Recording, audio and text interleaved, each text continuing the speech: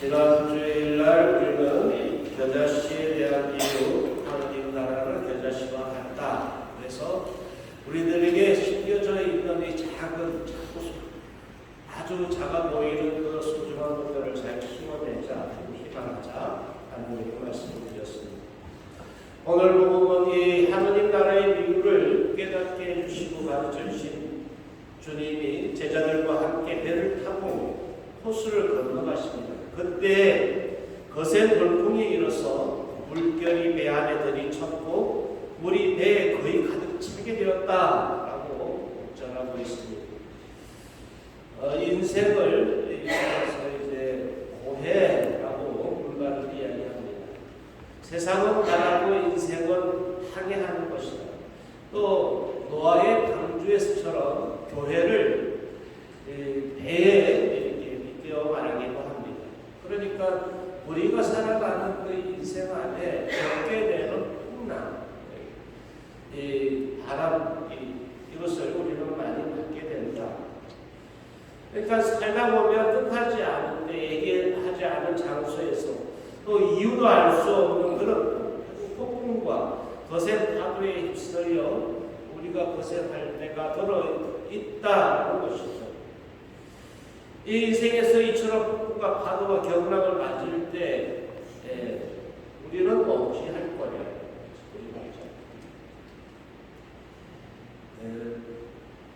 예수님을 믿기만 하면 우리들 삶에서 이런저런 일들이 다 해결될 것만 같은데, 그래서 이렇게 믿었는데, 그런데도 예수님을 믿는데도 늘상 우리가 겪게 되는 이런 경락, 파도, 이런 문제들의 제자들은 여기에서 어찌 되었는가?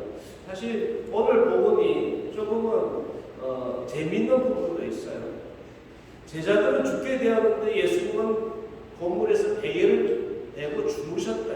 상반된 그런 모습을 보여주고 있잖아요. 한 배에 타고 있는데 어떤 제자들은 물이 가득 차가지고 아이고 죽겠다 하고 이렇게 소리를 지르고 있는 건데, 근데 예수님은 태연하게 이렇게 주무시고 계시다는 이 상황이 이해가 되더라고요. 한편에서 보면 좀 웃기기까지 한다. 그 상황 자체가. 근데 우리는 우리 배, 우리 인생의 배에 예수님만 모시면, 예수님과 함께만 있으면 이런 일을 안 겪을 것만 같은 그런 믿음이 있지 않나요?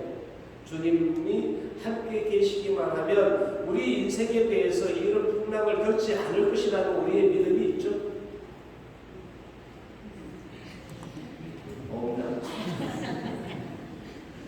주님이 우리와 함께 계시면 우리의 모든 문제가 다 해결될 것이라고 이런 믿음이 있잖아요. 그런데도 오늘 상황은, 오늘 복음의 상황은 그렇지 않다는 거잖아요. 그러니까 좀 웃기기까지 하다. 하느님 나라에 대한 말씀을 기껏 다 풀어서, 비유로 풀어서 설명을 해주시고 제자들과 함께 딱 호수로 가자 라고 했는데 그 상황에 딱 맞닥뜨린 것입니다.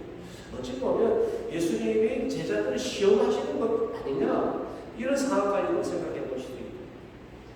근데 제자들은 허둥지둥하다가 죽게 되었구나 그러면서 예수님을 막 흔들어 깨우고 우리가 죽게 되었습니다.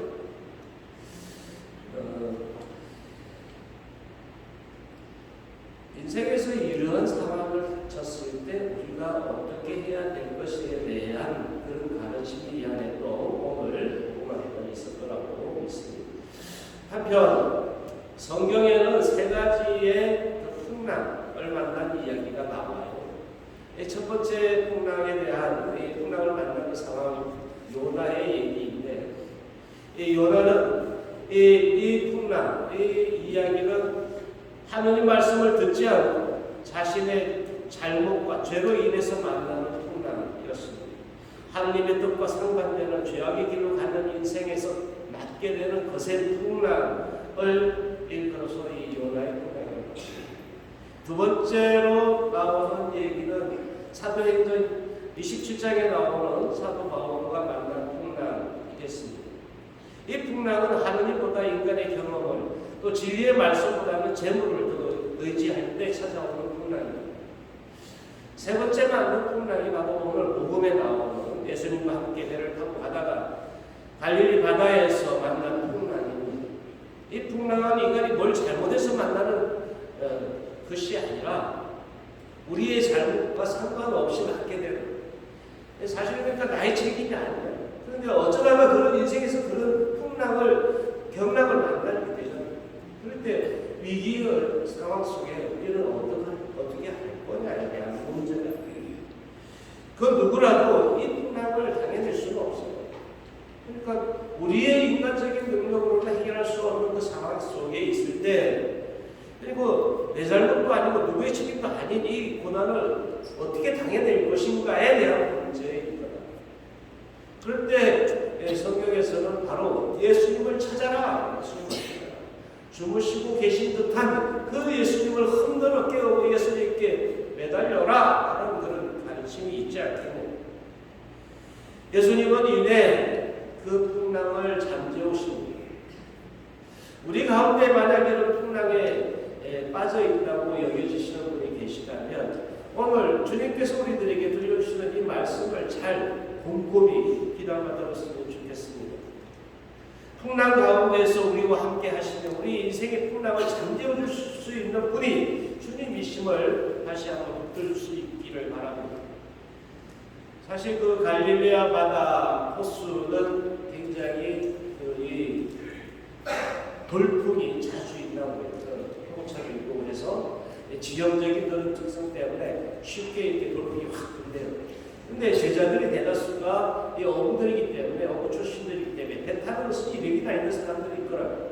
그런데도 인간적인 그런 노력을 다 했는데도 배가 이미 물에 가득 찰 정도가 되더라고요. 그러면 곧 침몰하기 직전이라고 볼 수밖에 없는데, 근데 이러한 막 뒤집어질 것만 같은 그 상황 속에서 예수님을 흔들어 깨우고 우리가 죽을 것만 같은 이렇게 태연하게 주무시고 계시는, 우리가 정말 절박한 마음으로 기도했는데도 하나님의 음성은 안 들려요. 하나님이 어떤 조치를 안 해줄 때 똑같이 우리가 이러한 체험을 할 수 있지 않을까요? 하나님이 계신가 안 계신가 의심스러워질 때도 있습니다. 그런데 그 순간이라도 우리가 주님을 놓지 않는다, 주님을 흔들어 깨울 수 있다면 주님이 그 모든 것들을 잠재워 주실 수 있지 않게 됩니다.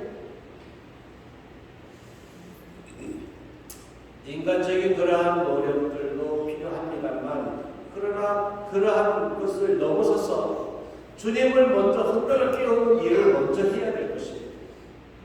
주님 도와주십시오. 우리가 죽게 되었습니다. 제자들은 이렇게 주님을 흔들어 깨웁니다.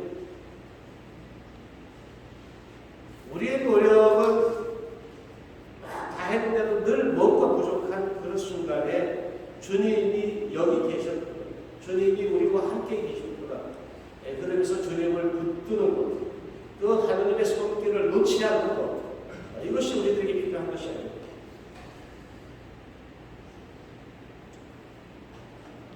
이사야서 58장 9절에는 이렇게 말합니다. 네가 내게 부르짖으면 나 여기 있다 하고 말씀을 주시라. 주님은 우리들에게 항상 당신이 우리와 함께 하시겠다고 먼저 약속해 주셨습니다. 그러니까 마치 우리가 보이지 않는 그 부분이 그렇게 주무시고 계신 것, 혹은 여기 계신가? 라는 그런 의구심이 들 때라도 주님 제발 살려주십시오 하고 주님을 흔들어 깨우는 노력이 필요하지 않을까. 예레미야서 29장 12절 이하에는 이렇게 이야기합니다. 그러니 너희가 나를 부르며 다가와 나에게 기도하면 너희 기도를 들어주겠다. 너희가 나를 찾으면 나를 만나게 될 것이다. 온 마음으로 나를 구하면 내가 너희를 만나주겠다. 33장 3절에는 나를 불러라. 그러면 내가 너에게 대답해주고 내가 몰랐던 큰 일과 숨겨진 일들을 너에게 알려주겠다. 이렇게 약속해 주십니다. 그러니까 우리들이 다급해졌을 그 순간에 나도, 그러니까 막 침몰하거나 막 뒤집어질 수 있는 그 위기에, 절대절명의 위기에 주님을 깨우고 주님은 헌금서 깨우라. 응원대 가지 말고, 응원대 찾아가지 말고 주님은 무섭게 오라. 오늘 복음의 끝부분에는 마치 제자들의 믿음이 없음에 대한 부분을 질책하듯이 꾸짖는 듯한 그런 표현이 나오죠. 왜 믿음이 없느냐라고 이렇게 꾸짖는 듯 보이지만 실상 이 믿음에 대한 말씀은 우리를 꾸짖는 것이기보다는 우리를 다그치는 말씀이 아닙니다. 오늘 우리가 들었던 바울 사도의 독서에서도 하느님의 사랑은 우리를 다그친다. 가만히 놔두시다. 더 나쁜 바람, 더 나은 새로운 사람이 되라고 우리를 다그치고 계신다. 그러니까 우리의 믿음에 대한 다그침이라고 보면 어떻게 했나요? 이 공포의 바람, 또 시험과 혼란의 바람, 이 죽음에 막 직면해 있는 이런 위협의 바람에 맞았을 때 우리가 행해야 될 것이 주님을 흔들어 깨우는 일이 아니겠습니까? 시편 23편에 이렇게 이야기합니다. 제가 비록 어둠의 골짜기를 간다 하여도 재앙을 두려워하지 않으려니 당신께서 저와 함께 계시기 때문입니다. 당신의 막대와 지팡이가 저에게 위안을 줍니다. 주님께서 우리와 함께 하고 계십니다. 잠잠하라 라고 고요해져라고 한 말씀으로 그 모든 것들을 정리해 주시는 주님의 그 능력을 우리는 믿어야 하겠습니다. 호수도 또 바람도 잠재우시는 주님의 능력을 힘입어서 우리의 믿음이 더욱 앞으로 나아가는 그런 믿음일 수 있기를 기도합니다. 아멘.